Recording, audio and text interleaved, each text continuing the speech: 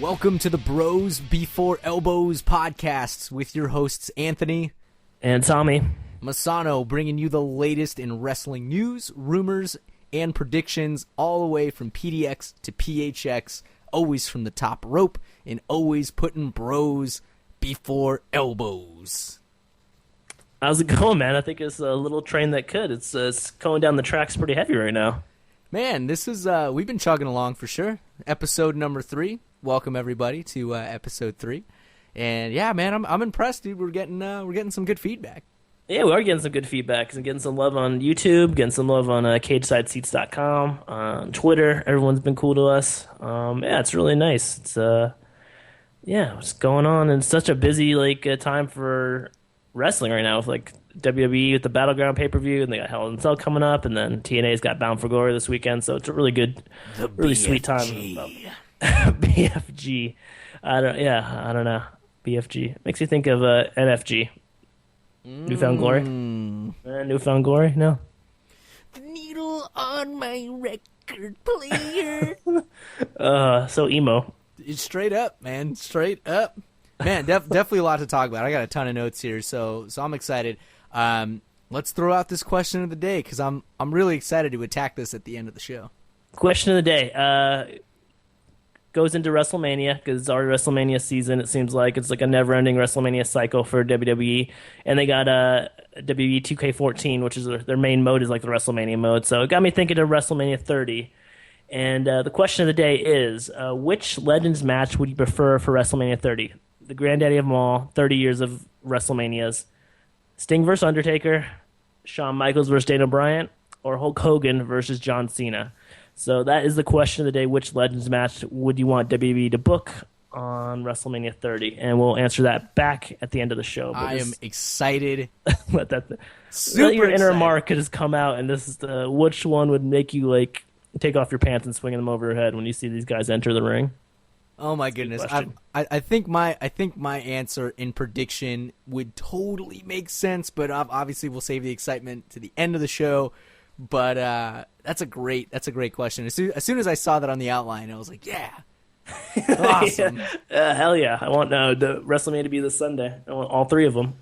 Oh, crazy! But I am excited for BFG, and I know when we get into our TNA section, that'll be kind of a good thing to talk to. It's a little shaky, but a little good. You know, it'll be fun. It'll be fun. So yeah, it's a car that ran out of gas at the end of the thing, but it's still got you to your destination, and the gas station is just across the street. It's the TNA and Bound for Glory this Sunday. But did you see Raw this weekend? I did. On Monday. You did. Awesome. I did see it. Again, That's I was somewhat sleepy when I'm watching it, so I'm in and out, but. The good guys, the Gino and the good guys at Cage Side always write excellent recaps, and they write really, really good the play-by-play. So that definitely helped me out to kind of make sense more of the story. But I'm just gonna throw this out there. Bray Wyatt, his character is incredible. He did make an appearance. He's messing with Miz now. He messed with Kofi, and now he's messing with Miz. But man, yeah, he's. Dude, if me and the little Tommy, my 4-year-old son, are watching Raw and Bray Wyatt comes on, you gotta pause it or fast forward it a little bit because that's creepy, man. He's just so embedded into that character, man. I love it, dude. The angle works. The angle works, and he can beef with anybody. He can feud with anybody. And what's cool is the fact that he's moved up to Miz means that he's climbing up the ranks. You know what I mean? Yeah, he's got to go through some jobbers, and yeah, he's got to go through some schmo people. But as soon as this guy came out, man, as soon as his gimmick started being there, I immediately fell in love with him, dude. His promos, his video promos, they're creepy. His clan is creepy. They're the perfect people to have in that gnarly, southern weird. Deliverance type. Deliverance for sure. But it's good, dude, and it works. And saw that crazy GIF or GIF, whatever you want to call it, where he does that spider move where he hangs upside down, and then he. Someone posted in a thread at Cage Side. Yeah. Oh man, it's so creepy, but it works so well. That is how you sell your character. That is how you prove that you're crazier than everybody else. And that's what it takes to get over, man. It's just being so, you're encapsulated in your character. Kind of like Fandango.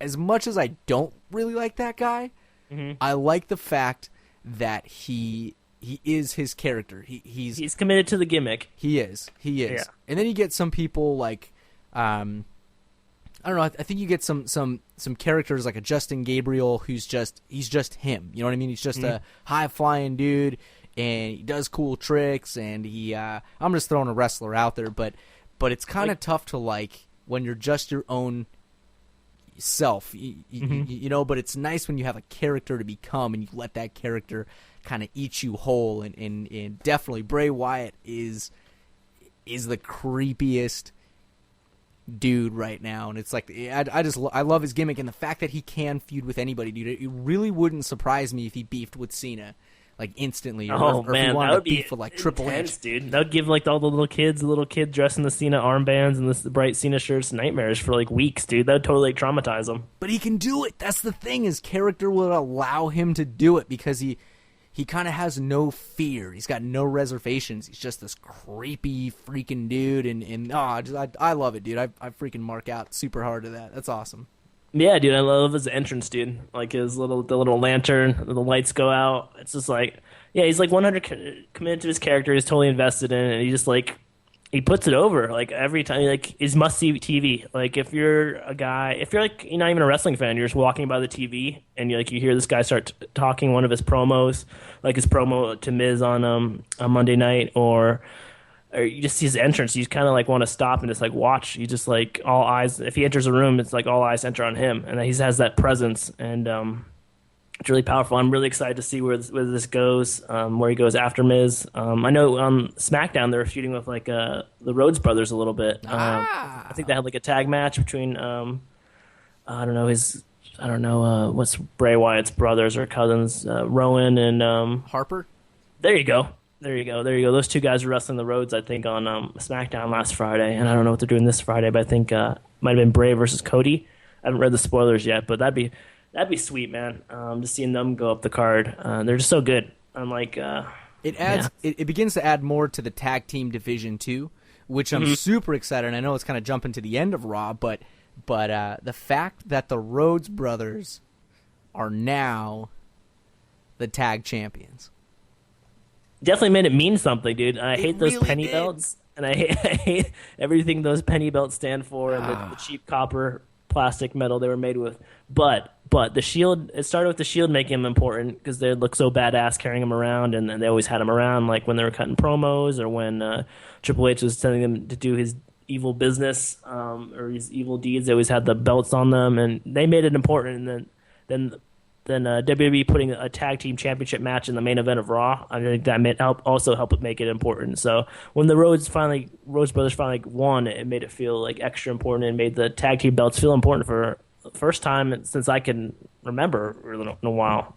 And that's the thing, like you have to have a dynamic team to really do that. And I have to say, my hats are off to the creative team making it that way, because it adds prestige to the titles. I know they don't call them belts anymore or whatever, but but that's cool though. It does, man. It just adds that flavor. It adds that, like, yes, those are worth something now. It's not just like, yeah, we got a couple of guys in the tag division, whatever, just put the strap on them. But you're right. It started with the Shield because they were BAs, and it really made you think. It's like, all right, now the bar is set. So if you're going to take out the Shield, who is it going to be? Who is going to be the team that's going to take out the Shield? Because you can't just have it be a schmo team. You can't. Tons of Funk? Never. Never. Maybe. I'm not going to rule it out. It's a very strong possibility, but right now it's not a possibility. But who knows? 6-7 months down the line, who knows what's going to happen? But now we actually have like some cool teams. Obviously, we have the rebranding of Los Matadores. The Uso brothers had a rebrand, and they're looking good. They're looking fly. 3MB, they're terrible, but they need to be. And then of course you got the Shield. Those guys are powerhouses, man. But you're right. It adds this level to the belts where they're just worth a hoot. You know what I mean? Like now it's fun to watch that. But I'm proud of those dudes, man. I'm proud of the Rhodes Brothers. That's awesome, man. That's how you do it. That's how you get your presence out there, man. That's how you get it over. That's awesome. Inspiration for podcast brothers doing a podcast? Straight up. Straight up. Well, dude, what I can't get over, dude, is Goldust, dude. How he's being reborn, and he looks like a young pup out there. He looks like he's 25 years old out there running around with the Shield and Cody, and he's just like keeping up step for step, man. Like, what has this guy been doing the last 2 or 3 years? He's just been in the gym, like on the treadmill and lifting weights, dude, because he's just impressed me so much. And like, this is like Goldust. He's like comes back out of nowhere, and now he's in one of the main storylines, just out of nowhere. It's kind of amazing. Like, I got to give hats off to him. Dude, absolutely. At first, I was a little skeptical because it'd been such a long time since we'd seen Goldust. You know, we saw him at the Rumble, which is cool. But the Godfather was in the Rumble for a hot second, and then I think he got super kicked by Ziggler right when he stepped in. It was pretty which I don't know if he was eliminated faster or if the Bushwhacker was eliminated faster. Oh, the Bushwhacker where he walks in, he gets thrown right back out. So horrible. He keeps walking right to the back. Oh my gosh, that's awesome! Imagine being told that before the match. Like, hey, by the way, you're just go in and go out. That's it. What? Really? Oh, dang it! I flew my family in from Australia. There's like an 18-hour flight. You sure? Sorry. 4 seconds, really? Dang it! Really? Keep on dancing, Bushwhackers. Gosh. Oh, crazy stuff. One thing I do want to bring up, moving along here, is thinking of belts. So thinking of the prestige of the belt. Del Rio.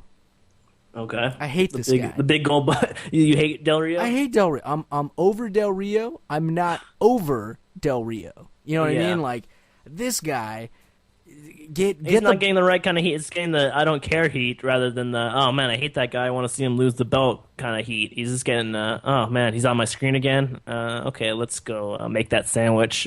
Here's the pattern that I've seen. You know, during Rumble, he was a face with the belt. Yeah, right? Against Big Show, yeah. And that didn't work. And now he's back to being a heel with the belt. And it's still not working. I just don't get it. I just don't. I think there's so many more talented, wrestlers out there that could actually make that seem like a good title to have. Like the World Heavyweight Championship, to me, it has to be worth something. And right now, it just kind of seems like, again, it's just this jabroni,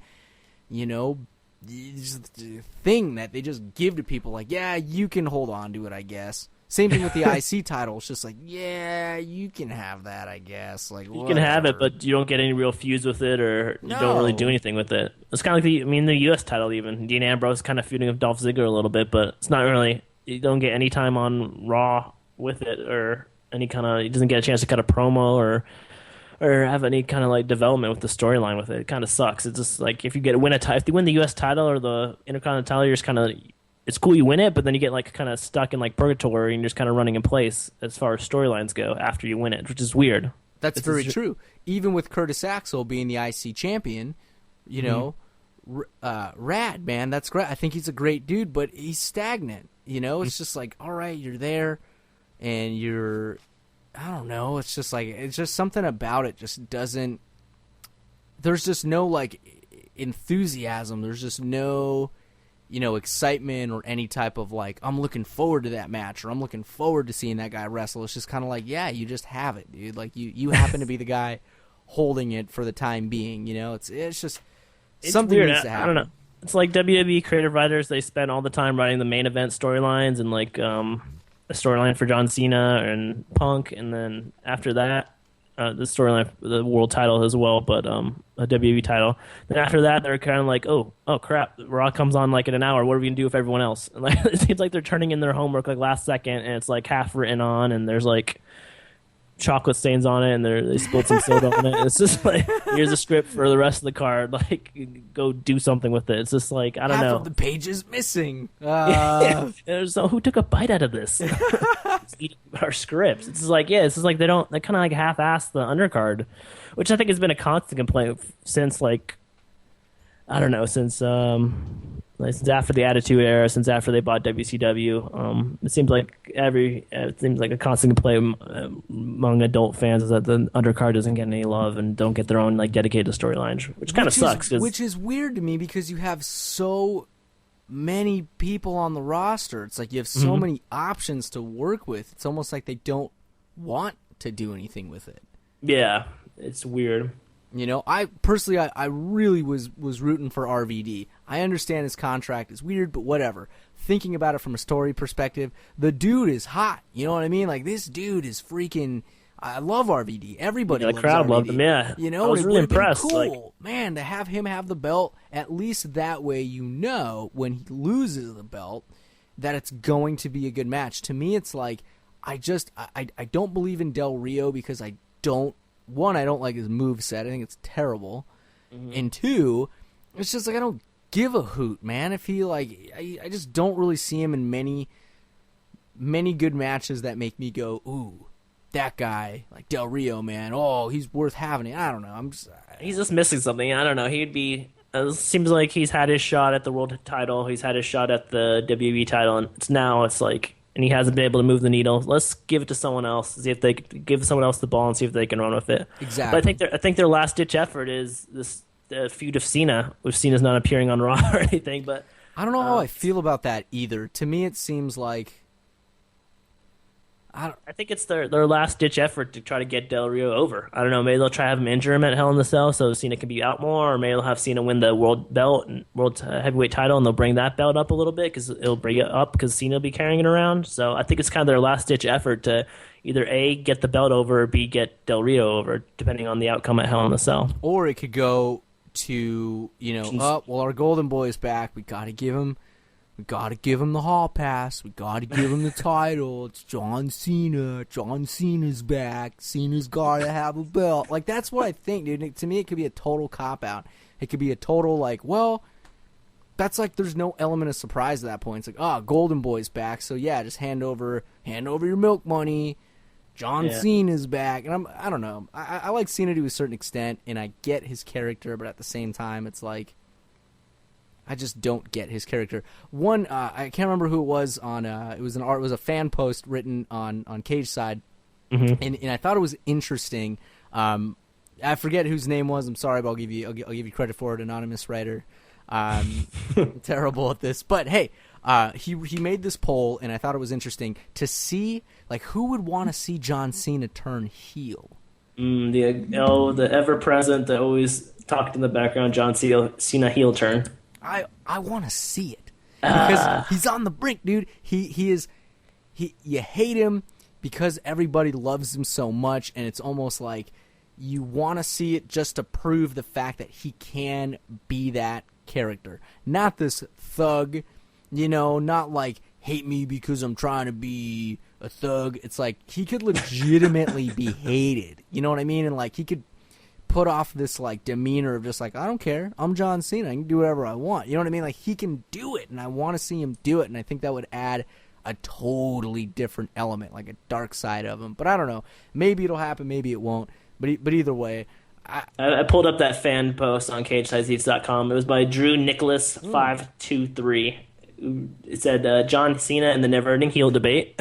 Yes. And it says the poll results. Let's read the poll results. It says, do you think John Cena should turn heel? 74% of people said yes. Yeah. So they're totally in your camp with that one. Become evil, dude. Be evil. Be freaking evil. Do something evil. I don't know. I want to see it, but it could work, man. I don't know. I mean, it could work. Then I don't know. It could not work either, but I don't think he wants to be. I don't know. It seems like if he really wanted to be, they would have pulled the trigger on it already. But that'd be cool, man. If he turned heel before WrestleMania and like feuded with Punk or Bryan, and they had a match at WrestleMania with I think that could be good. I think so. The other thing I think is this: if he does wind up winning the belt, or takes the World Heavyweight title, maybe this is a ploy to give some prestige to the belt. Because if Cena's holding it, you got that side of the coin too. Who's going to beat Cena to become the next World Heavyweight Champion? Damien Sandow. Undertaker. Dun, dun, dun. Undertaker the streak versus the Undertaker. belt at WrestleMania 30. Dude. Batista. I don't know. No. Tugboat. Yeah, dude, straight up tugboat. Yeah, tugboat. No one ever expect it. Never, dude. Kamala.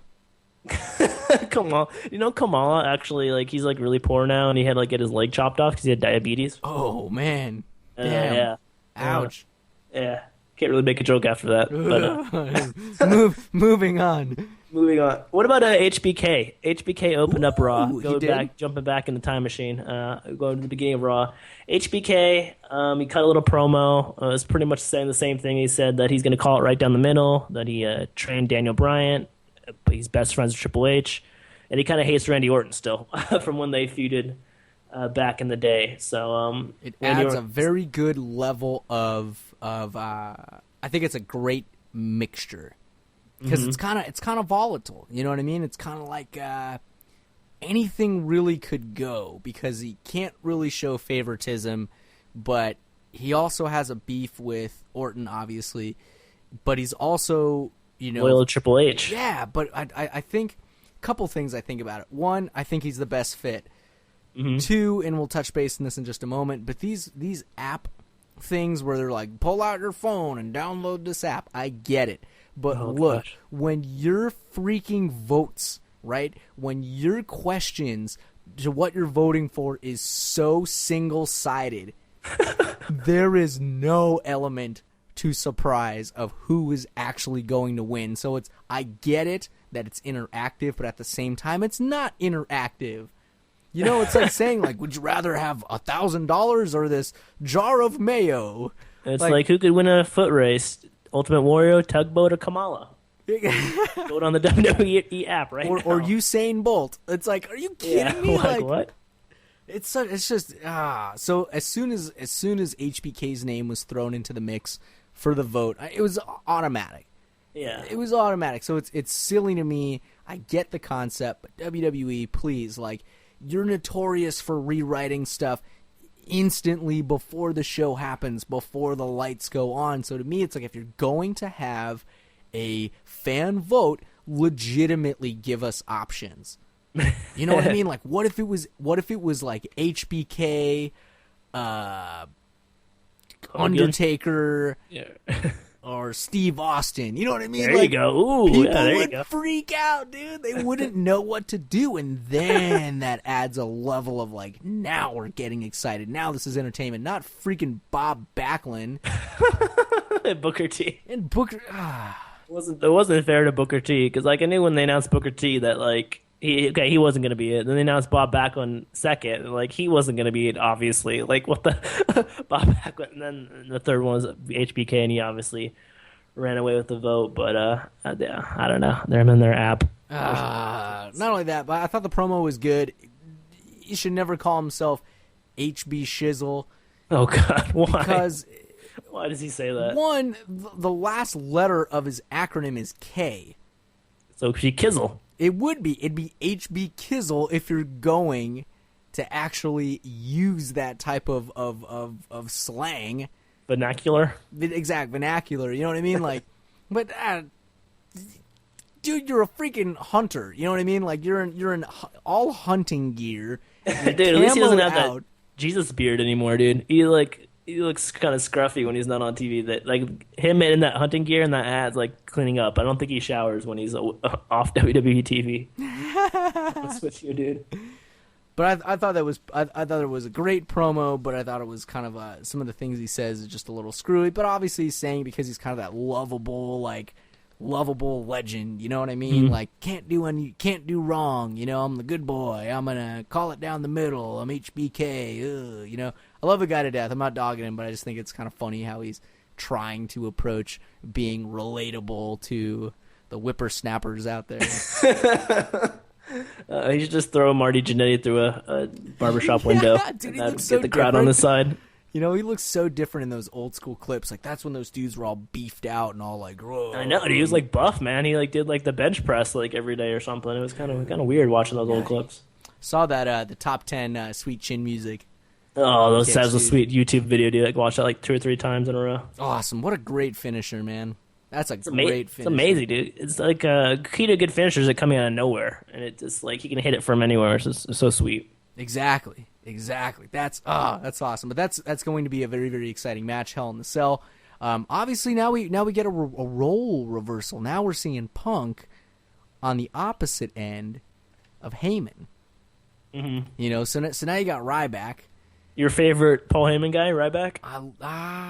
You're still on the fence about that? I'm gonna give him a chance. You know what? I thought Okay. about it today when I was writing my notes, and I wrote this. I said I can see how this works. And obviously this is the best thing for Punk right now. Like, who else is he gonna beef with? You know, but I'm giving Ryback a chance only because I'm such a mark for Paul Heyman. He could bring anyone up. I think so. You know what I mean? And I think that kind of proves that obviously he is the best manager in WWE, hands down. Oh, by far, yeah. He Is might there be any, the only any other one. managers in I WWE was right just now? gonna say he might be the Aw. only one, but hey, this guy knows what's up. This guy knows how to sell. This guy knows how to get under your skin. This guy knows how to work. Excuse me. This guy knows how to work the angle, man. Like, so I'm giving Ryback a chance. I'm giving him a chance because I think the concept is sweet. I think it's cool. Punk's on the other side. Obviously, Punk's fighting for his principle. He's fighting for his, like, just because he wants to fight him. But I'm really curious what's going to happen with the match. But I'm excited that match is going to happen. Hell in the Cell, Ryback and Paul Heyman versus CM Punk in a Hell in the Cell match. So because it's going to be way cage. better than what it was last year. Last year, True. really ticked me off, man. I freaking ordered the pay-per-view, almost like I'm sure a lot of people were disappointed at Battleground. But the same thing, it's like, I understand there's jabroni schmo pay-per-views, but man, when the main event is just a stupid ending, it's like, are you joking me? And what do they do with Brad Maddox? Yeah, he's the GM, but you never see him, so it's like, fine, you introduce this character, dude obviously can't wrestle, gets squashed a bunch of times, and somehow becomes the general manager and everybody else's boss. Weird. Very weird. It's WWE logic in that WWE magical WWE world. I don't know. Sometimes I don't get it. But then again, Yeah. it's like, if you're going to rewrite stuff really quick, obviously there's consequences to what you write and what you do, but I don't know. It's crazy because Ryback was the face in that match a year ago, and CM Punk was the heel, trying to be like play dirty. And now it's the other way around. It's completely flipped in the last year, and Ryback's seen a lot of ups and downs since then. And CM Punk's been pretty good, going on a pretty good track, having big feuds with everyone. But it's amazing how a lot changes in a year. Straight up. One thing I'm seeing on the on our sheet here, and it kind of threw me a loop. So I'm like, please explain this to our audience. What do you think about other people doing yes chants? What do you mean by that? Just like anybody saying there you yes? go. There you go. When Triple H did the yes chant, it just seems like I think what really sparked that question was Big Show, because at the end of the Monday Night Raw, he knocked out all 3 members of the Shield, then he runs it back up in the crowd. And he starts doing the yes chants. It's just like, dude, get your own chant. And then Triple H was like mocking Brandon Bryan with the yes chants. So I get that because he's the heel. He's kind of a dick. So, okay, you can mock. But then I remember when Alberto Del Rio turned face, he was trying to get the C chants.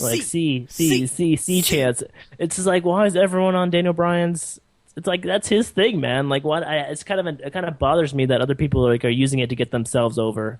And it kind of like, I don't know. Maybe it's just me out on the island over here, but I don't know. It kind of bugged me a little bit that Big Show was doing the yes chants, and then other like faces are doing the yes chants like when it suits them. I don't know. The worst was like when John Cena started to do a yes chant. I think a couple months ago or something. That was to me as an audience member. It really just immediately makes me think like, okay, they're on the side of Bryan. Mm-hmm. And that's what I think. Like, obviously, Triple H is going to do it to be condescending and to kind of have that, like, mean, I'm just going to make fun of you with your own chant. But, if Big Show's doing it, it kind of makes you, it shows you, like, that's my alliance. Like, I'm with, Daniel Bryan. Like, I support Daniel Bryan. You know what I mean? Or if other faces do it, if Ziggler does it, it's kind of like, okay. Like, cool, man. Like, you're supporting that dude. So I can see what you mean, because it's kind of like, that's not your chant. That's not your original spiel, but... It's like everyone doing Suck It or For Life when, like, you weren't involved with the NWO or DX or something. I don't know. True. It'd just be weird if it's so simple though. It's just such an easy, probably so one of the organic. best chants. Yeah, exactly. Yeah. Simple, man. Simple stuff. Okay, I think you talked me off the ledge on that one. Yeah, I was just curious. On that. Before we go to a break here, there was the other question of should the Shield break up Or stay together. I don't know. This is turning dissension. I know I don't really read the rumors, or I don't really try to stay away from the spoilers and stuff. But I think there's been some rumors that now that they lost the titles, that maybe they'll break up, or there might be some dissension. I haven't really seen it yet, or in the storylines, or on Twitter or anything. But I don't know. Like, when's a good time to break up the Shield? Like, should they stay together a couple more and chase the belt some more, or should they kind of go off in separate directions? And because I think that all three can be superstars on their own, and Chase do have good storylines and stuff, but or should they stay together as a unit? So my question is, I don't know, like, when should we break up the Shield, and when shouldn't we? I guess not now. Don't break them up now, because they've had a long run. Obviously, they've held the tag titles, and yes, this could be one angle to maybe stir the pot a little bit. If anything, this is the rung on the ladder, like the first rung. You know what I mean? There's still probably 5 or 6 more scenarios that could happen to really, really split these dudes up. But right now, they're Triple H's henchmen. You can't just split those dudes up. You know what I mean? If he's going to use them as his pit bulls, I feel like it just wouldn't make sense. It would just be against the grain. You know, It could be he told him to get the job done, finish the job against the Rhodes Brothers. Now they're 0-2 versus the Rhodes Brothers. So is Triple H going to react to the Shield and kind of punish them for not getting the job done 2 times? So it could go that direction, and that could cause dissension within the 3-man trio of Justice. So the Rhodes Brothers could be the key to breaking up the Shield. See, but then again, if you're going to rebuild the tag division, I don't see those dudes going away. If anything, it's going to light a fire under their butts to really, I don't know, do something crazy. One of them is going to snap. You know what I mean? Like, I want to see Seth Rollins just go ape nuts, dude, and just be like, I'm crazy, and I don't know. I just want to see something nutty happen with those guys. But for right now, I don't see them breaking up in the next 2 months. You know? Okay. Yeah. Maybe something will happen. Ooh, thought in my mind. Okay, scenario. Rumble. Let it out. Rumble. Okay. Oh, there you go. Oh, that's a really good. What if they both? What if they both draw 1 and 2? That'd be sweet. 1 and 2, or they're the last. Let's say they're the final 4. Ooh, better yet, let's play this out in our minds. So, Royal Rumble, happening again in Phoenix, Arizona. Yeah, that'd be sweet. That'd be really rad. The last 4 contenders. You have the Shield, and then Santino Marella. No, whoever the 4th dude is, right? Whoever they're trying to push. Sheamus. There you go. The returning Sheamus.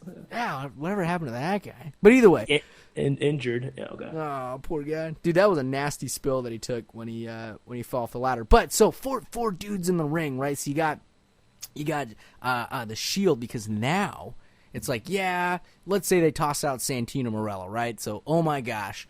Maybe they're pushing one of the dudes to, be the winner, But it's that to me would be there's got to be a winner. Yeah.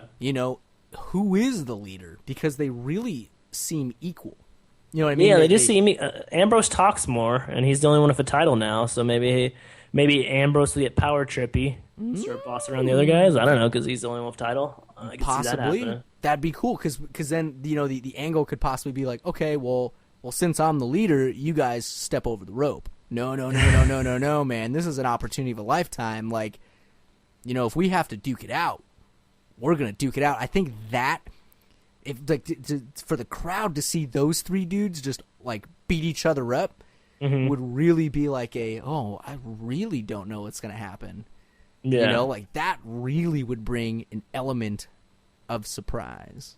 Yeah, I'd like that. If they stuck around to the Rumble, because I really love the Shield, and I don't want them to break up anytime soon. So I was kind of scared when I heard those rumors. I'm not scared, but yeah, I was nervous as a Shield fanboy. I was going to have to tear down all my Shield posters and tear up my Shield notebook. But so I'm glad. Yeah, if that plays out in that scenario and they last to the Rumble, I think I could take that. I think that'd be a great way to do it.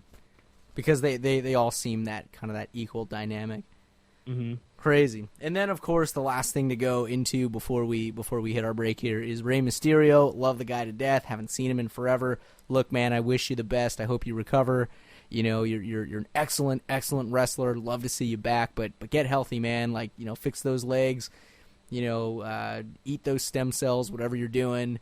You know, get robot legs, do whatever, man. But we'd love to see you back.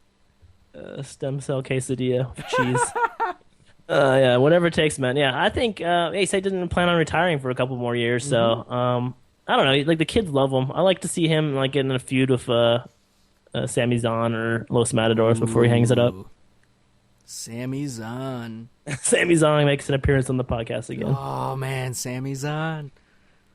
I like Sami Zayn, dude.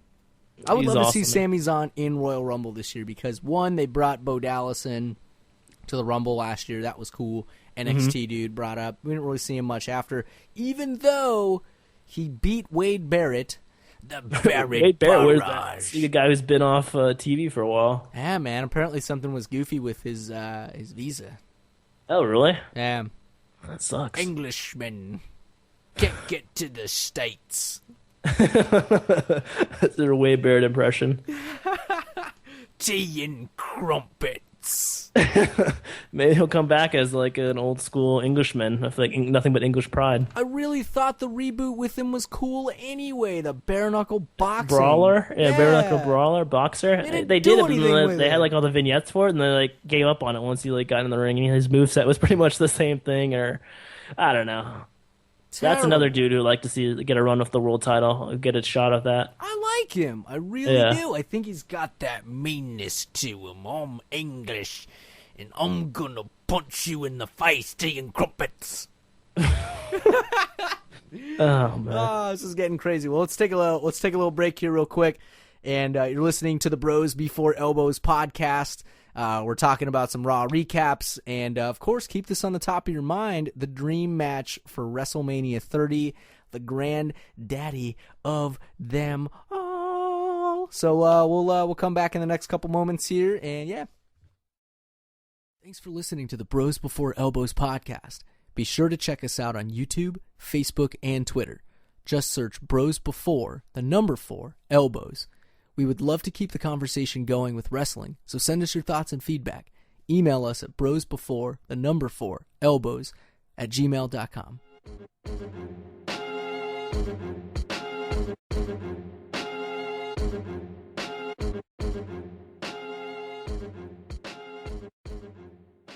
Welcome back to the Bros Before Elbows podcast, bringing you rumors and predictions and talking about good old pro wrestling. Yeah, man, you're getting creepy like Randy Orton and Brie Bella. Like you're kind of getting up in our face right there. Smell your breath. Welcome back to the show.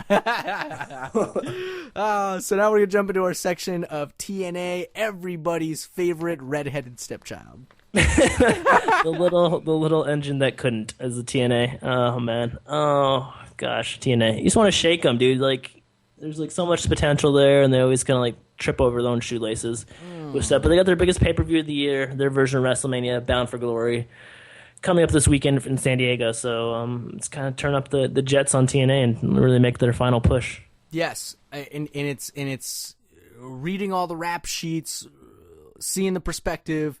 It's always like, all right, the storylines up until now have been really, really challenging. I do have to take my hats off to him because you know what?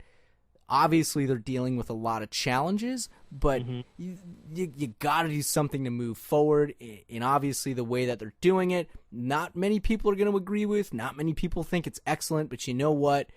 You know, if you're getting beat up, at least you're getting back up, and at least they're doing what they can. You know, it's tough because there's so many changes happening and so many roster lineup changes and people disappearing and things are really slim pickings. So.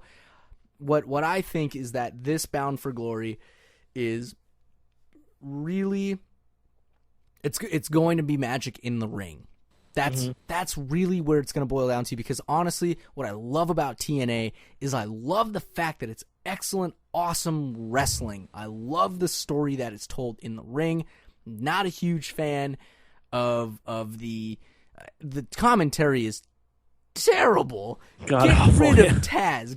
Please, somebody slap that dude in the mouth and just say, "Hey man, you're an excellent wrestler, dude. You're awesome, but commentary is not your thing, dude." Like, yeah, dude, head to the back. Speaking is not your thing, man. Like, I get it. I think you're great. I'm sure you're a wonderful guy. Let's go get steak sandwiches someday. But let's have somebody else give some commentary, you know. But either way, but TNA's dealing with a lot of stuff. They're dealing with a lot of challenges. I think the wrestling and the storytelling in the ring is absolutely brilliant. Their talent is absolutely off the charts. I'm just going to say that I am a total mega fan of Ego. Yeah, CD and Kaz. Oh my gosh. These dudes know how to have fun. These dudes are taking the promos, dude, to the next level. These guys have evolved into such a brilliant team. I love them. I absolutely love these dudes. Their promo and the Dumb and Dumber outfits, the Ego Hall of Fame. Not a fan of Bobby Roode that much, but hey, you know what?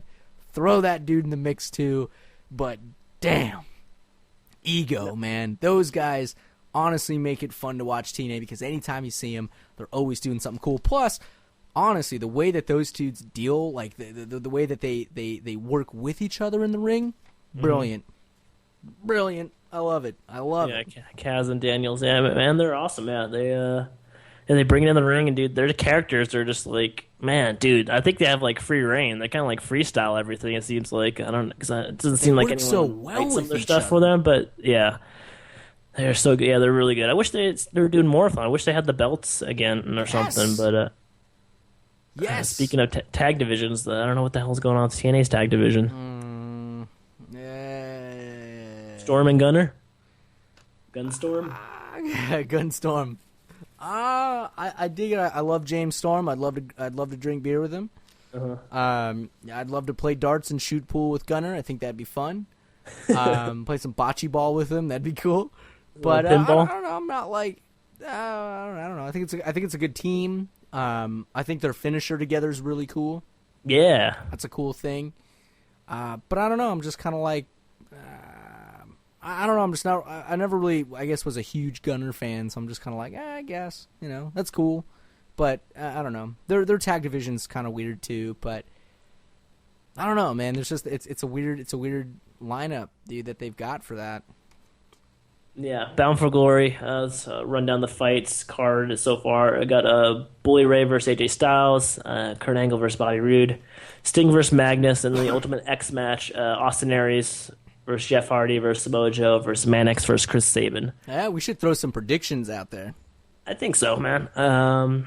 Which one? The first Ultimate X match? What do you think is going to take that? Ooh. I think it might be my favorite match on the card. I think it's going to be a train wreck car crash kind of thing. You got a lot of good wrestlers, dude. You got Hardy in there, obviously. You got A-Double. I love A-Double, dude. Austin Aries. Put the freaking belt on that guy. Yeah, dude, he had the belt at last Bound for Glory. Last Bound for Glory was Austin Aries versus Jeff Hardy main event, and now they're in the Ultimate X match. That's awesome. Kind of weird. Bring the mustache back. Bring the mustache back. But, man, like, oh, man. So you got A-Double, Manic. Manic impresses me a lot. I still feel like he's a little green, but he's not really green. Yeah. You know, like he knows what's up. He's very stringy and very he bounces everywhere, and he's got really cool moves, and he's quick, he's fast, he's like a cat, you know, he's very agile. Samoa Joe, that was kind of a weird thing.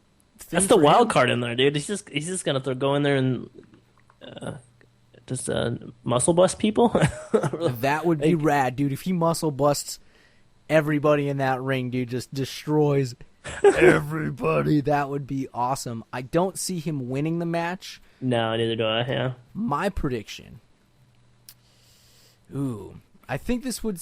You got to think like this is a great way to set up beefs. This is a great way to set up angles. So, as much as I would love to see Manic take it, I think that's the one. He's the champion right now. I think he's the one person who's not going to win it. He'd be my first person to knock off the list. but if he does, then that's a mega push, dude. The fact that you had taken out and beat Sabin, Hardy, A Double, and Samoa Joe, and you retain your title, that would be such a skyrocket. That would be such a, like, how did he do it? You know what I mean? Yeah, that'd be amazing.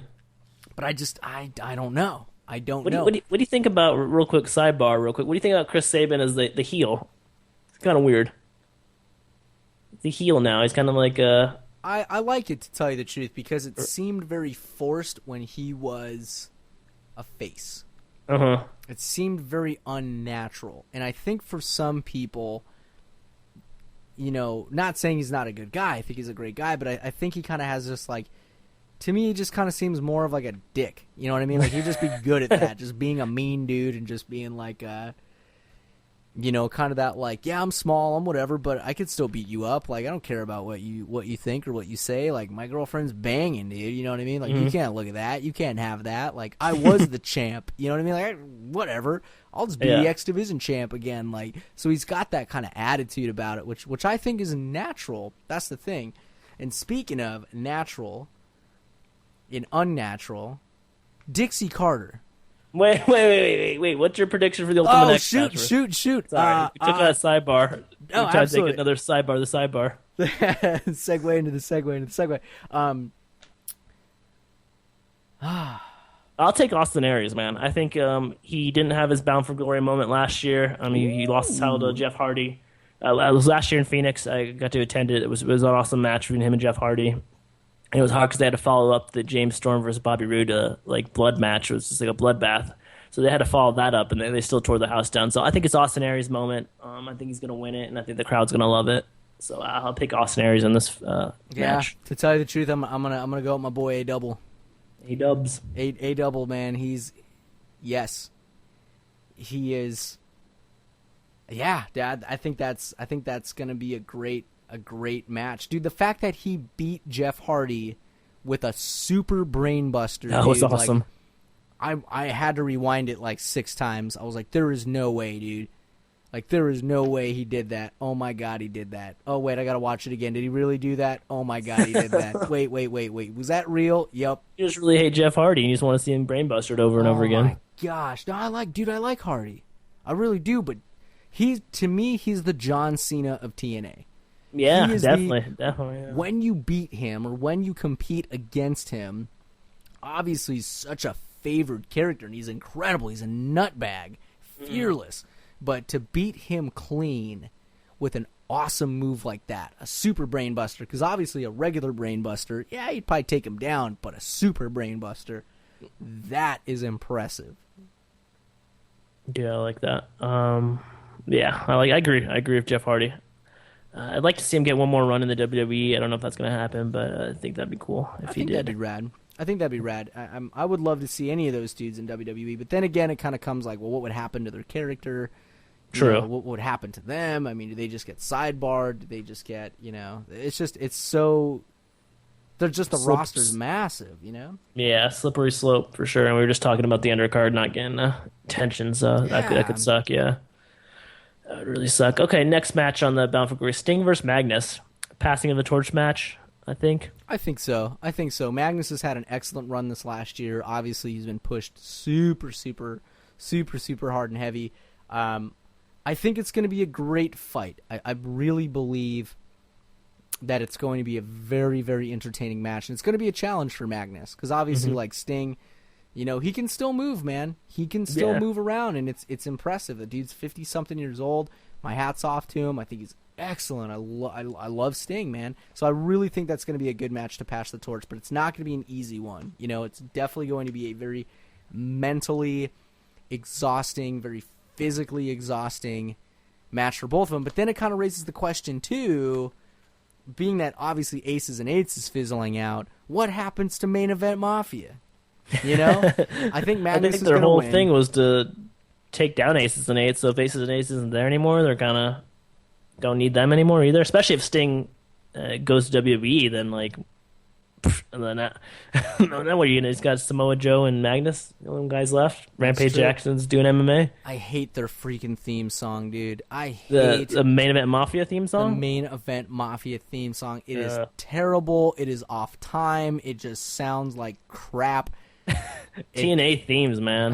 It's like, gosh, like what are they doing, dude? Like I know it's like it's all generic, but man, it can still be generic and be a little good. But some of their themes are just so forgettable. Boom boom bicky bicky boom boom bicky bicky NBA or the NWO World Tour, dude. You know what I'm saying? Like those There you theme go. songs. Ren 64 when everyone comes out to the same thing. It's all slow and they walk in slow motion. Yeah, man. Halloween Havoc, dude. They did a good Super Brawl. Yeah, I would take. Yeah. I would take one of those. I would take if they just put an N64 up to their mic and played it over the Spike TV cameras. I'd take that over some of their themes that they have currently, dude.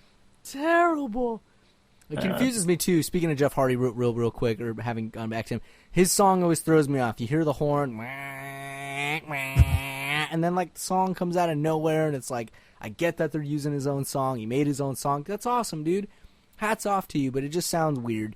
It just sounds really, really weird. But either way, WWE music. ah, man, yeah, straight up. But I'm shooting for Magnus on that one. It's definitely gonna be a passing of the torch. It's not gonna be easy for him to win, but you know. And then yeah, we'll see what happens to main event Mafia from there. Hopefully he dies of a new theme song. But yeah, I like Magnus in this fight. I think it's time for Sting to put him over, and I hope that boosts Magnus in his career. Because he's one of the guys in TNA who's kind of like homegrown, who could actually like carry the company for a little while. I think if they give him a push, and I think him beating Sting at Bound for Glory could be like a great start to that.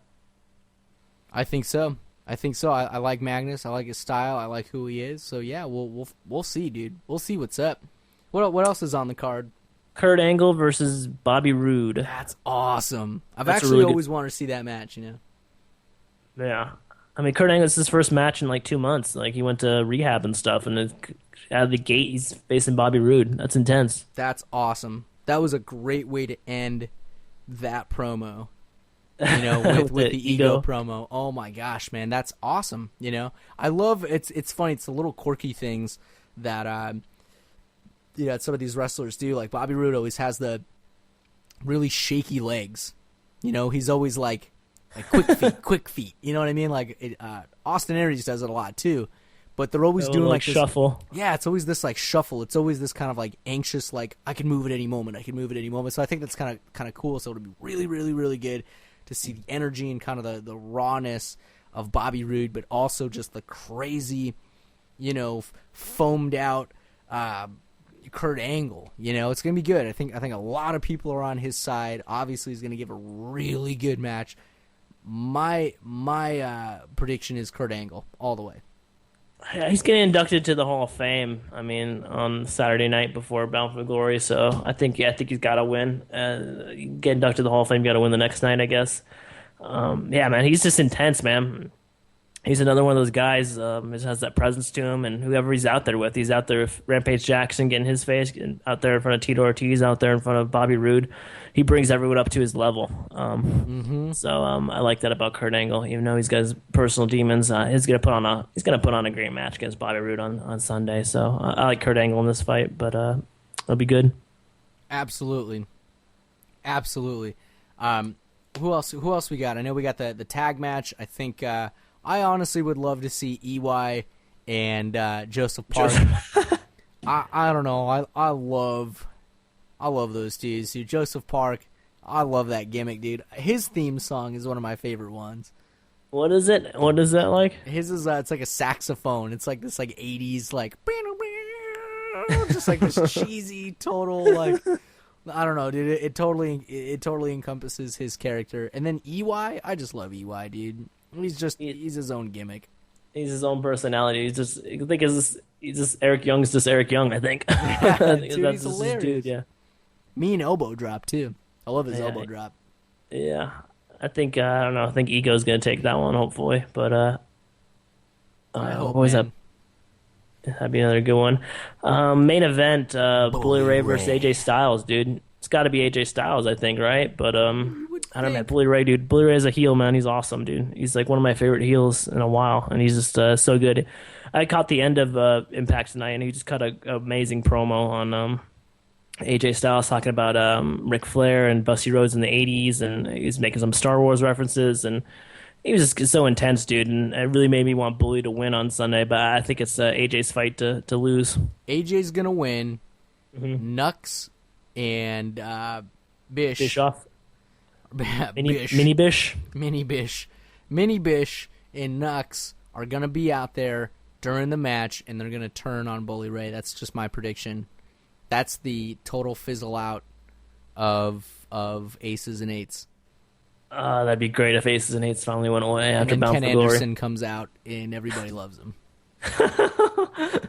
That would be a curveball, but I think that's what's going to happen. I mean, I love Bully Ray to have it, but to me it's like, yeah, it's cool that he's got the title. It would mean a lot more if the Aces and Eights was actually like a full-on, like, you know, they actually had all of their members back. That would be really nice. But being that they don't, it's just kind of like, all right, well, yeah, I don't know. But it's cool that he's the heavyweight champ, but I really do think it's time to pass to pass it on to somebody else. And AJ, obviously, the good story of, you know, he couldn't get a title run for a year. You know, so to me, that's like, that is that hero story. That is that being confronted with something bigger than yourself, and really stretching beyond who you are as a wrestler. You know, so I really do think AJ is going to take it, but it's going to be an intense match. There's going to be like 8 pile drivers, dude. You know, Bully's going to do something nutty. I freaked the fudge out, dude, when he did the pile driver to Sting on the freaking board, dude. He ripped up the ring, dude. He ripped the ring and pile drived him on the wood. That to me, man, Bully is a beast, dude. He's a hungry bear, and he's a nutcase, dude. And I love it. It's gonna be a good match. Those two. Yeah. Dudes. He's so awesome. Bully Ray is awesome, dude. I just never thought of that, like turning up the ring and pile driving on the exposed board. That was awesome. I never thought of that. That was an amazing moment. That element, dude, I freaked out, dude. I freaked out because I'd never seen it, and it was so perfect. Yeah. Oh, man. Yeah, I think it's going to be a really good match, too. I think it's going to be a good match. I think the card looks good, man, as far as wrestling-wise. This is all the backstory and the fluff they do on Thursday nights that kind of dragged everything down. But I think if you order the pay-per-view, you'll probably be happy. But if you just kind of forget about all the other stuff they did leading up to it. But it's going to be a healthy reboot, you know? And again, understanding that the company's going through a lot of challenges. Yeah, it happens. It's business, you know? But just like WrestleMania, you know, Bound for Glory is a good reboot. Good reboot, new beefs, just new opportunities, man. New things to kind of come about, new champions if there are. But I'm really excited for it because this really could be a turnaround. What I'm not excited for is effing Hogan. What gosh. Boat anchor, dude. What a boat anchor. Cast that dude out to sea. You're done, dude. He's bringing down TNA, dude. If he comes back, man, I heard Spike TV and TNA like wanted to like do like a truckload of money to his house in Florida and just like hand him the keys to TNA, dude. And say do whatever you want with it, which would be insane, dude. It would just be like totally hitting the reset button and going back instead of hitting the reset button. You're just going back in time to when he first started with TNA, which I think would be a huge mistake. So. I don't know. I really hope TNA doesn't go down that path because that could be really kicking the nuts for them. I just feel like you know, it's funny to me because I look at it one of two ways. Like I look at Sting and I go, man, you're definitely a legend. You are, you know, but the focus isn't all on Sting. You know what I mean? No. Sting is like, hey man, I'm just like I'm the tenured vet. And I just want everybody to have a good time, and I want everybody to get over, and I really want to be a good performer, and I really want to be an excellent wrestler, and he is, but he doesn't take away the spotlight. Every time I freaking see Hogan, dude, I think he's a great dude, but come on, man, like, you know, all you really have is just your name. That's it. You know, your managing is terrible, I don't know, dude. I'm over it, dude. I'm not over him. I'm over him. You know what I mean? Like, I'm done with this guy. Like, get out, dude. Like, yeah, get off my TVs on Thursdays and make an occasional appearance on Mondays like HBK does or like Bret Hart does or something like that. That would be rad. Yeah, that would be. I think that would make all the wrestling fans a lot happier than having to see him on Thursday nights every week, and like Thursday nights at front and center, like on all the storylines. It's like, ugh. Yeah, it's like, dude, come on, man. Like, obviously you have star power in your name. I get it. It draws people to it. It makes people think of the brand. It makes people think of the company. I love it. I get it. I understand it as a marketing technique. However, the actual execution in practice is terrible. Get this guy off. Him and Taz, go away. Do something else. Please. Do something else. That'd be a great start for TNA. That'd be a great reset. Gosh, you know what I mean? It's like, obviously, if it didn't work, that's the definition of insanity. It's doing the same thing over and over and over again and expecting different results. It doesn't happen. Clearly, it didn't happen. Yeah. Yeah, boat anchor. Yeah, dragging down the boat right now. Seriously, he's a boat anchor. Cast him out to sea. Get this guy out of here. I don't know, dude. That drives me nuts. Also, too, I know I briefly mentioned it in our segue. Dixie Carter could really be a good heel as long as she turns into a major witch. You know what I mean? Like a literal witch casting spells on people? Yeah, dude. Like, the approach she's taking right now is the Mickie James approach, which is I'm going to try to She's not doing it as well as Mickie James did, which Mickie James did awesome at. She kicked ass at it. She did. Dixie Carter to me is like, you can really get into this evil character. Just be nasty. Yeah. You know what I mean? Like, get into that role of being nasty, because then people will buy it. When you really have that, like, I can see her doing it. She's just not doing it. I feel like it's forced. I feel like, yeah. To me, it's like, don't talk as much. You know what I mean? Yeah, when she goes, it's tough, man. They put her out in the center of the ring and expect her to cut like a 5 or 10 minute promo, and she's just not trained to do that. And it's just like, that's tough something to do, man. It's like me throwing me in the hospital and asking me to do open heart surgery. I'm like, I don't know. I don't know. I'm not trained to do this. It's very challenging. It's very, very tough, you know, But at the same time, it's almost like, I feel like she could do more with her character. The less she says, the more powerful it will be. Mm-hmm. You know, because she could just have that look on her face of just like, I own you. You know what I mean? Like, all right. You know, she can have this, like, thing about her. So if she's really going to do the heel thing, which I think is a great angle, do it up. Don't force it. Don't force yourself to be mean. Be mean. You know what I mean? Like, I think that could really happen. I think it's time now to go the question of the day. To the question of the day. And I'm glad we're talking about Sting. And I kind of put a little nugget into our Raw section. A little Easter egg? A little Easter egg. Let's check this out, right? So, Undertaker takes the World Heavyweight Championship from John Cena. John Cena beats Del Rio. Undertaker makes his appearance. At Hell in the Cell or on the next night on Raw? Whenever. It could be whenever. It could be at Hell in the Cell. That'd be cool. It could be at a Royal Rumble, and he could eliminate John Cena or something like that. That would be rad. But here's the thing. Here's how it's got to lead up. So Undertaker's got to have the belt first and foremost, right? Okay. So Undertaker has the belt. Sting versus Undertaker. WrestleMania 30, right? Mm-hmm. Sting versus Undertaker. Sting beats Undertaker. What? Takes the belt and retires the belt. Takes the belt and retires the belt. You get rid of the World Heavyweight belt. Oh, that'd be a good way to get rid of it, man. That's exactly how you freaking do it. That would make sense because you have legend in legend. His streak of never being in WWE versus Undertaker's streak of never losing at WrestleMania, right? And now you've got two guys that are just explosive, equally crazy, equally nuts.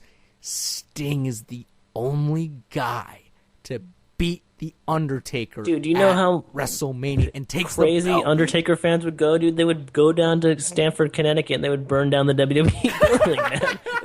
If Sting comes in, the face of WCW for so many years, and beats the Undertaker at WrestleMania, nonetheless. Oh my god, and retires. Dude, it would have everyone freaking out, man. The belt, but that's the thing, you never see him again. He takes the belt. He takes the belt, dude, and he just like disappears, dude. He just like walks into the fog.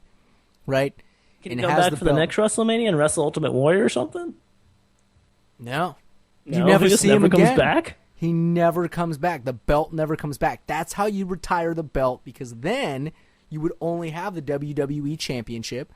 Then the IC title would actually mean something, you know? I don't know, man. It seems like you have like a problem with the bathroom in your house, so you go fix your refrigerator kind of thing. I mean, like, cool, you got to fix your refrigerator, but it wasn't broken. But yeah, man, yeah, I can see that, man.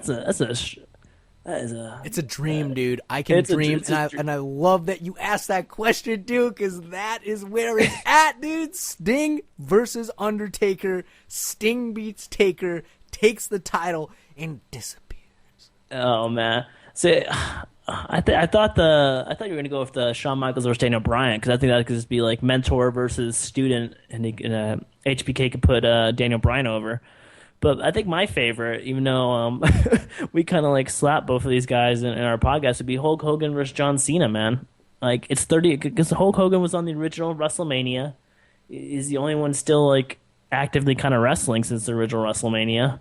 So it'd be like 30 years of WWE. It all come together in one match, Hogan versus Cena, and I think that would be kind of it would be kind of cool, dude. The Sting versus Hogan match in TNA. All they did was chop each other back and forth. The guy can't fall down. It was a street fight, man. Terrible. He could do one leg drop, dude, and then like his back would explode, but it'd be awesome. And then Cena kicks out of it, totally disrespects the leg drop, then attitude adjustment, AA. He would die. He would just... But he would love it, dude. That's why Hogan should come back. This goes back to the original point of Hogan coming back to WWE, because he wants that spotlight again, man. He can't get that spotlight on Thursday nights and inside the Impact Zone, inside Chattanooga, Tennessee, or Fargo, North Dakota, wherever TNA is at this week. I don't know, man. I love Hogan because he's a staple. He's got the name, but I'm tired of him, man. Like, he's just, I don't know. He just doesn't have the ability. It's almost like, to me, it just would seem so unfair. He burned a lot of his goodwill. He's burned a lot of his goodwill over the years, but I think he could have one more, just like, bow, bow, bow, bow, and the red and yellow. He comes out versus Cena in the. Don't forget the words. I don't know. The crowd would be crying. Women would be throwing their bras at him. It'd be great. Just for one night. Because this is the thing about WrestleMania. This is one night, and it's WrestleMania 30. So I want WWE to do like one of these three at least, because it's like the one night, dude. It's like the Super Bowl. It's like the Super Bowl on top of the World Series, on top of the NBA Finals. It's all rolled into one. It's the 30th anniversary, so I hope they go balls to the wall, no matter what they do in April. Absolutely, whatever it's going to be excellent. But again, a little boy can dream.